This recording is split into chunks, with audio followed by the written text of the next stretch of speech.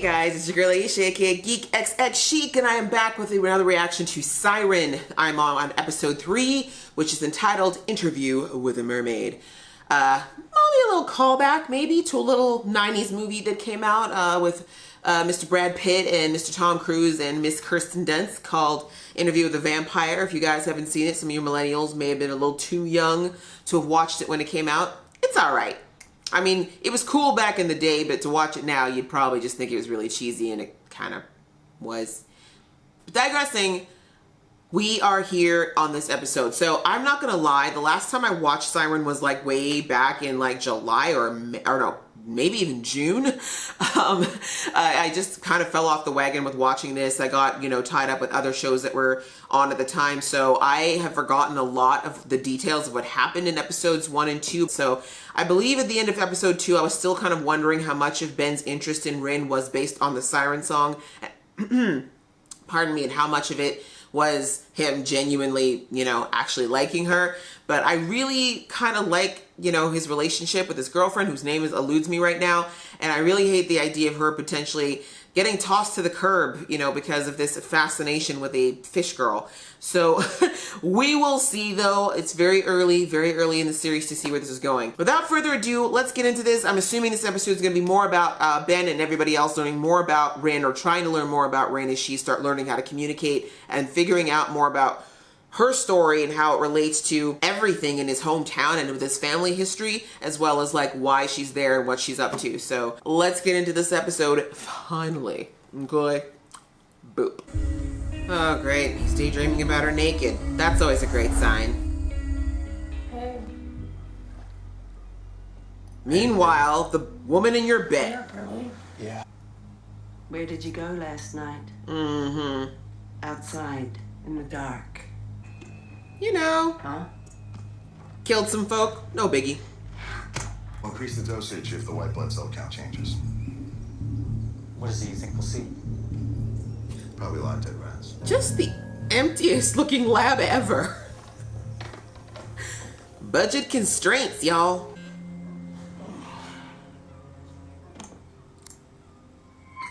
What a light sleeper. I do not wake up with one text. I'm not kidding, man. It's important. Get out, you perv. You get out, Janine. I got a text from Chris. She's like, who's Chris? I'm still naked. Get out. Whose number is that? No clue. It's only one way to find out. No, don't call. No, you gotta go, Janine. We got stuff to do. Go screw yourself. Yeah, what if I could? Check my jacket. Actually, most guys would. That's a very true statement. Yeah, don't. She's restless as hell. She went out last night. God knows where. Why do you talk like this? You need that. A man in a car. We go. She's like, I ain't got time to catch a murder rap. Ooh. Oh. Damn. Manny, okay, you're stronger than us. You're very strong. She's like, duh. I know this. You don't know what you're dealing with. Exactly. Thank you, woman with sense. Think baby talking her is the right way to go right now? Here's Donna Stevenson, lives in Bremerton. Says she's a registered nurse. Get the address. Who registers their cell phone number? If he finds our friend, he may know where your sister is. Okay. Yes. Now, in the meantime, Can you not try to break us? we would like to know more about you. Then we find sister. Priorities. Why does she keep giving like a shade look to her? She ain't done nothing after you wound her. I don't like this girl. Rin can go back to the ocean. Tell him what? Your family was batshit crazy. Of course I did. Take a look around, honey. It's no secret.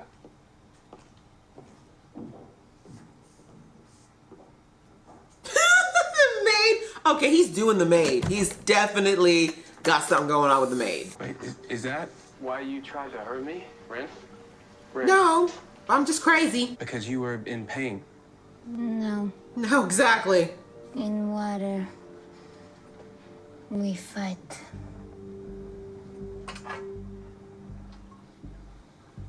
I kill. That's right. Or you kill. That's right. Learn the pecking order, son. I'm kind of onto something here, too. I love how she looked at him like, Ben, she's very violent with me. You take care of this girl. I'll meet you ASAP. All right, cool. Later. On a side note, it must be so much fun for her to play like that. Like, when's the last time as an adult you just played with something wantonly? So cute.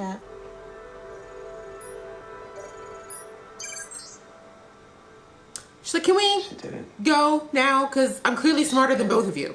If she can speak, she's already smarter than a primate. I'm not a scientist, and I knew that.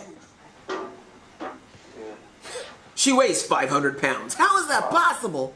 196. That can't be right. Hold on. Sorry, 1 second. I knew it. I knew she'd be unreasonably heavy. That's some bone density, son. We're gonna have to do a bone density study. Ah! I'm a genius. Yeah. Ow. I completely agree with her on that one. I hate getting my blood pressure taken. Reflex test? I wouldn't do that if I were you, son. Just relax your foot. Yeah, right. Bye, table. I mean, clearly I'm a smarter scientist here. That's her. You sure? Yeah. Saw a picture on Facebook.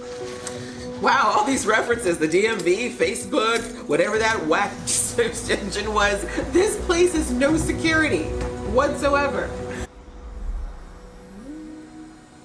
Right in front of his girlfriend. Okay. Okay, I see you, Ren. You that kind of girl. Alright. Okay.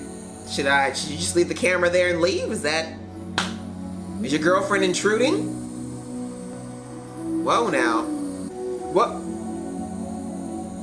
Okay.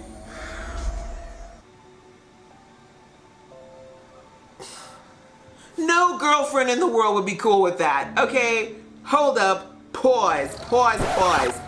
No.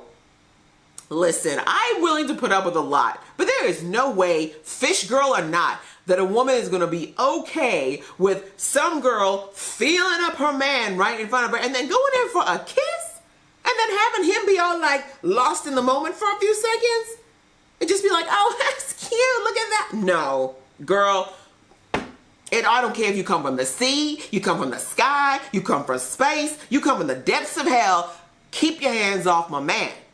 Okay? Girl be catching both them hands and a camcorder to the head. That's all I'm saying. Hey, I'm Jerry. This is just... I'm Rin. Oh. Rin's a friend of mine from school. Oh, cool. What's with the camera? You guys shooting a porno? That's a logical conclusion.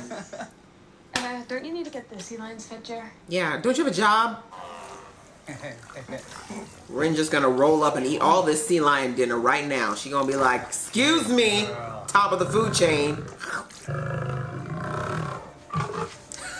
you see that look? Rin's like, I'm gonna take care of you later. It'll be epic. You want to go? And we'll meet up. And didn't the lady in the shop just say never to leave her alone? Let's tell her. Y'all are slow. Mm-hmm. Worst duo ever. Hey, one other black person. Hey, you smoke?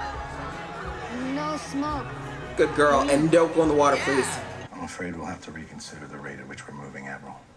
And why would we do that? You can see by our numbers that the extractions are affecting her adversely. She's dying. Of course. Was waiting for that to happen. Okay, guys, just... Oh my gosh, you're totally having a party. That's illegal. Rin, get out! Pool party Patty must be out there somewhere. There's a month of youth having a good time, and I saw one black girl. Rin, come in. Y'all just rented a room just to escape the cops? That's a lot of expensive getaway. I think Chris is in there. I'm not gonna just drive away. We gotta try. Okay. Mm-hmm. Yeah, they don't look like they're coming to give us Exactly. ready to get here. Go. Best turn your ass around is what you need to do. You're safer here. To rest. Yeah. I say something. I'm and still it's here true. after you've tried to kill me like 5 times. He hurt you. He tried. Exactly. Not today. You are afraid of me. You tried to kill me twice. She's like, what is? Usually rapping like seaweed and stuff. Right. Why I feel like she's just gonna jump in and be like, how come I'm not sleeping with you guys? No. None of that. Her creepy ass gonna, so I told you. She could be like, how come I can't be part of this party? Ain't we all humans now? Didn't I tell you?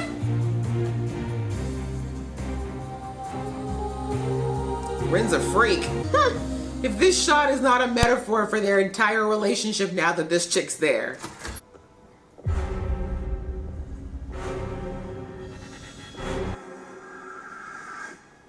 Sister's learning too. All right, so that's what we got going on. So that was episode 3 called Interview with a Siren, or Interview with, what the heck was it called?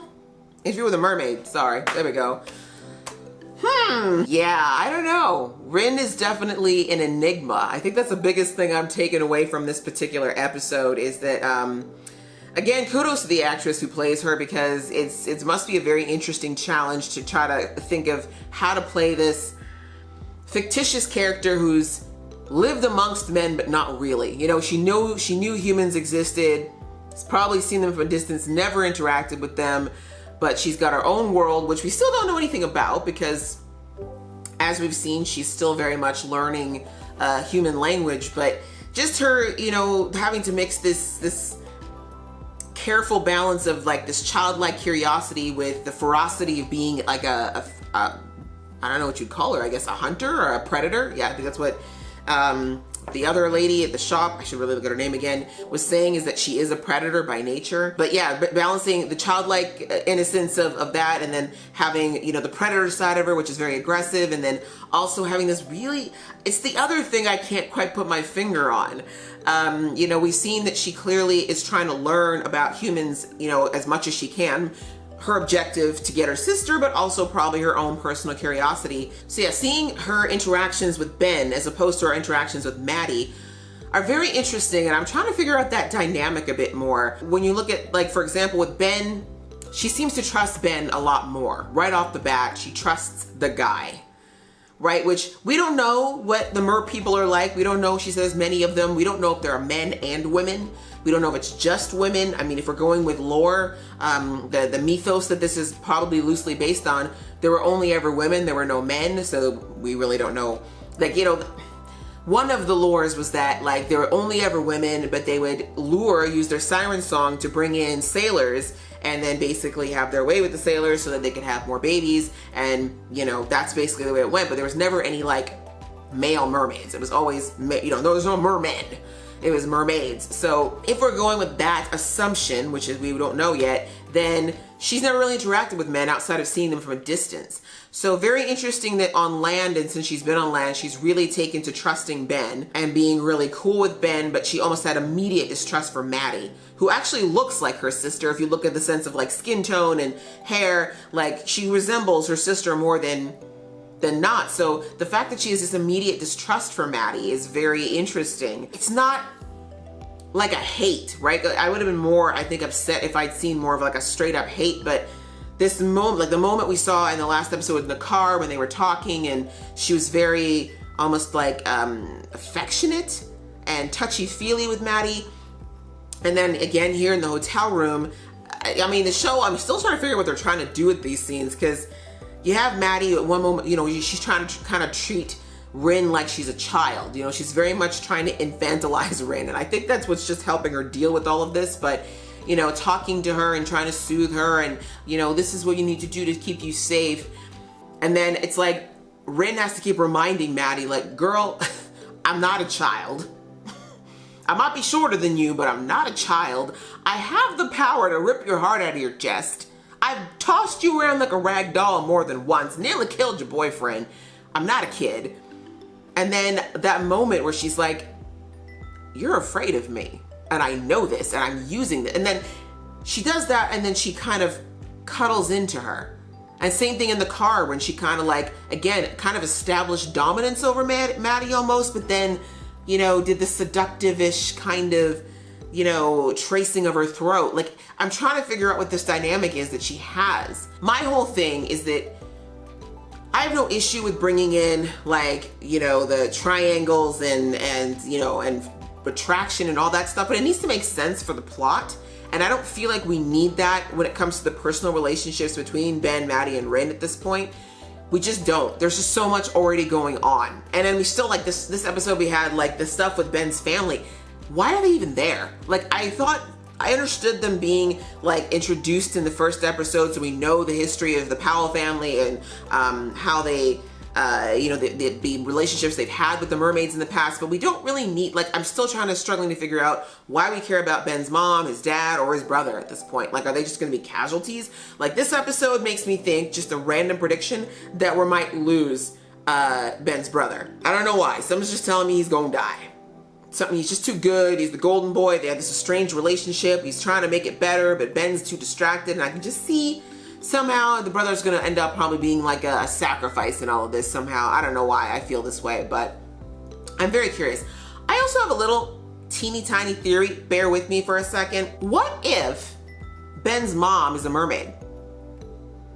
Hear me out. She's always in a wheelchair. We don't know why. We didn't hear. I think, or maybe we did in the first episode. I can't recall.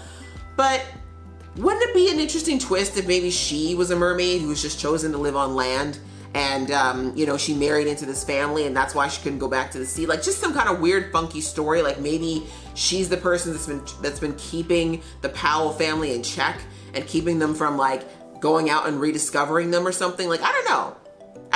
Just the fact that she was kind of asking about, like, the way she got so upset about Ben interacting with the woman at the store, and then also talk about how her husband's family was crazy. It just seemed like a little too salty, you know, like there might be a little more extra history there. So I don't know, just that's just kind of a left you know, left field theory that I have, that maybe it'd be interesting if she was a mermaid, you know, and she was just trying to keep things under wraps. But anyway, coming back, we got enough going on, as I said before, with Ben and Rin and Maddie, and just trying to figure out this whole situation and kind of put all the pieces together as far as getting her sister back and getting her back into the water undetected. But also Ben, obviously, his curiosity as a scientist is not letting him let this rest either. But I guess, yeah, I don't think we really got too much more out of this episode. I mean, if we talk about the two friends who are trying to find Chris, I mean, they're like Dumb and Dumber. Neither of them is smart enough to pull this off.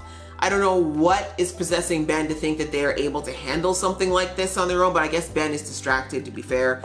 But I need them to get some help. I need them to talk to someone. I cannot continue to watch them bumble through this. And, you know, because, I mean, I'm trying to suspend my disbelief here, but if you roll up on a military facility that has a single road leading up to it for miles, first of all, I don't think they would have even made it to the gate. You know what I'm saying? Like, that's not something that accidentally happens. And second, like, you can't tell, I mean, we'll see in the upcoming episodes, but there's no way they're just gonna let them leave, especially this facility's not supposed to be there. You know what I mean? Like, yeah, I'm gonna need someone to come in, step in, and start helping these two not be idiots anymore. And I'm also gonna need the roommate, what's his name? I gotta look this up. I need Calvin to simmer down. I'm a little over his snappy, I'm gonna jump into every fight like the scrappy little dog attitude. Like, I need more depth is what I'm saying. And him having a one-night stand or whatever with that girl is not enough. If we're gonna have to see him on a regular basis along with, was it Alden, I think his name is, I need a little more from him other than just being this guy who's always looking to do something stupid. So, yeah, like I said, that was kind of a subplot. I understand the Chris thing is still having to happen, but I feel like we're gonna need a little more progress on that, or some kind of real reason for us to delve into it, because it's not feeling like a full subplot, especially considering how much time we spend on Rin. And I'm liking Rin. Like I said before, I really am loving the way that she's being played. I really like the way the actress is really leaving this big cloud of mystery around her. Like, we just don't really know. Like, we know her objective is to get her sister back, but there's other stuff going down. Like, you can see the way that she's playing her anyways, it very much seems like, you know, Rin's brain's always going. She's always, you know, things are happening up there, and I think it's more than just getting her sister. I don't think she's just looking to get her sister. I think she's looking to get her sister and maybe get a little revenge. or maybe wipe out this entire seaside town. We don't know yet, but things are going on, and I love the way she just kind of plays it in such a way that you're like, I don't know. I don't know what she's up to. I don't know what her true intentions are, and you should be scared of her. Like, you're fascinated, but there's just a little bit, and I feel like, sadly, poor Maddie's the only one who really understands that she should be feared, right? I mean, outside of the fact that she's been tossed around like a rag doll by this girl a couple of times, she really understands that there's stuff going on with Rin that's deeper than what is on the innocent looking surface, and that's something that Ben and Ben's crotch apparently are not really seeing with this girl. And I loved that moment where Ben was trying to, again, do the sexist infantilizing of her, oh, when we were in the water, you were in pain. That's why you attacked me, right? It couldn't be because you're actually a really strong alpha. It's just because you're a weak girl and you were feeling pain and you weren't in your right mind. Girl set him straight and was like, no, brother. In the water, I'm the boss, okay? In the water, I'm the top of the food chain, all right? There's like great whites and then me. That's how it goes. When we're in the water, we ain't friends, we fighting. I kill you or you kill me. That's it. There's no in between here. So again, setting the gauntlet down. Maddie heard that, but of course, Ben's got to be the one to be like, oh, golly gosh, gee whiz, this little girl, this cute little girl who weighs almost 200 pounds, when she 5'1", she can't possibly be she doesn't want to hurt anyone. Apparently he forgot that she has fangs. Fangs and claws. I'm honestly most interested in that at this point. I'm not interested in whatever the heck's going on with her crawling into bed with them at the end of the episode. As I said before, I think that shot at the end of the three of them laying in bed with her in the middle, just kind of staring up at the ceiling and, wedging herself in really well, was definitely a metaphor for what she's going to be in this relationship. She's already creating a little bit of a space between the two of them. And I don't know if it's because she genuinely has an interest in Ben or if it's just a matter of the fact that she knows she can control and manipulate Ben. Because, again, Maddie's onto her, as us chicks usually are. We are onto it. Girls know girls. We understand what's going on with other girls. Men, not always, right? So I don't know if it's more of a manipulation thing or if she actually is interested in, or she's just figured that divide and conquer is better, which is smart. Easier for her to be able to control or deal with them separately than them being a unit. But I thought that was very strategic placement at the end, and I saw the message you're trying to send, guys. But honestly, I like Maddie. I don't want to see her get left out in the cold for some crazy girl. And, I don't want to see her kind of keep getting, I don't want her to continue being the punching bag for Rin either, with Ben just kind of excusing it all in the name of ignorance. Because at some point he's got to realize that Rin ain't that stupid. That she does a lot of things very purposefully. So anyways, it was an interesting episode. I'm definitely still interested in this show. I really want to see where we're going to go with this. I also want to see what's going to go on with the sister in the lab. She's clearly playing a game here. She's playing some chess with these kids that are playing checkers, and I'm very interested to see where it's going to go and if it's going to go somewhere. I'll be really disappointed if nothing comes of this and she has to wait for Rin to save her, because she looks like she's pretty badass all on her own. So I hope you enjoyed watching this episode with me. I'm not going to ask any questions because I know I'm hella late on this series and it's already over, but the next episode will be coming as soon as I can get it out. I really do apologize for how long it's taking me to get these up, and thanks so much for watching along with me. So until next time, guys, see ya!